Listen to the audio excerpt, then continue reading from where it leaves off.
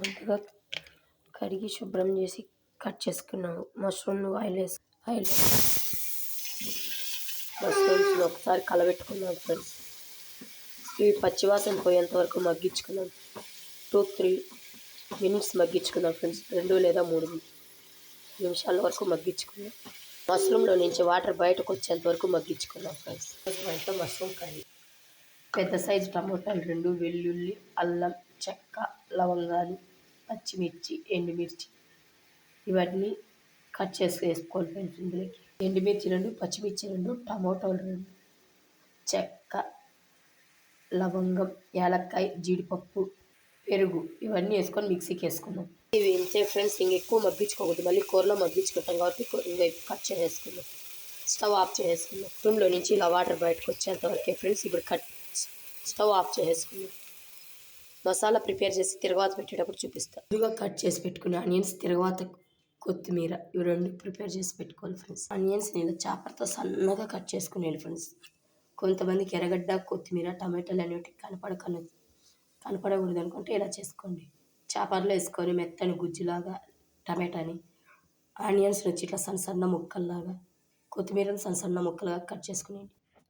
ఈ చిన్న స్పూన్తో చిన్న గరిటెతో ఒక గరిటె అంతా పెరుగు ఫ్రెండ్స్. మరీ ఎక్కువ వేసుకుంటే పెరుగు స్మెల్ ఎక్కువ వస్తుంది కాబట్టి కొంచెం తగ్గించి వేసుకోండి. మాత్రం గింటితో ఒక గింటి సరిపోతుంది ఫ్రెండ్స్. మరీ ఎక్కువ వేసుకోకూడదు. ఇప్పుడు ఇది మిక్సీకి వేసుకుందాం. ఈ గరిటె అంతా ఆయిల్ వేసుకుంటున్నాం. ఇందులోకి సన్నగా కట్ చేసుకుని ఆనియన్స్ వేసుకుంటాం. ఆనియన్స్ అన్ని ఇలా పచ్చివాసన పోయేంత వరకు రోస్ట్ చేసుకోవాలి ఫ్రెండ్స్. నాకు చూపించినవన్నీ ఇలా మెత్తని పేస్ట్ లాగా చేసుకుని ఇలా ఫ్రెండ్స్. చూపించిన ఇంగ్రీడియంట్స్ అన్ని ఇలా మెత్తని పేస్ట్ చేసుకుని ఈ పేస్ట్ ఇందులోకి వేసుకున్నాను.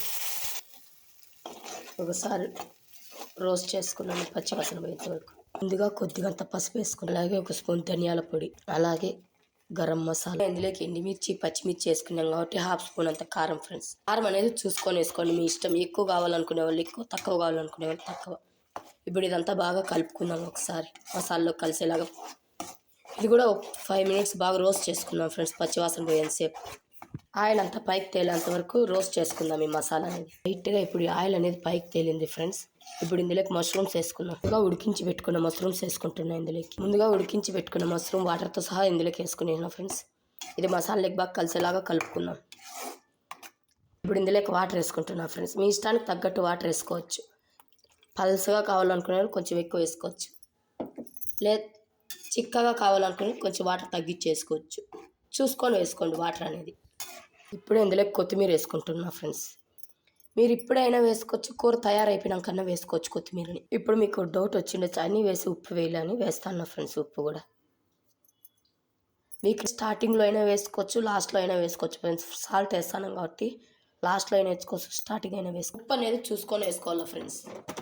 అలాగే ఇందులోకి కొద్దిగా అంత కస్తూరి మెంతి ఫ్రెండ్స్ బాగా క్రష్ చేసుకొని వేసుకోండి. కస్తూరి మెంతి అనేది మీ ఇష్టం ఫ్రెండ్స్. నచ్చితే వేసుకోవచ్చు, లేదంటే స్కిప్ చేసేయచ్చు. Thank you for watching. మళ్ళీ రేపటి వీడియోలో కలుసుకుందాం. బాయ్. నచ్చితే లైక్ చేయండి, షేర్ చేయండి, కామెంట్ పెట్టండి.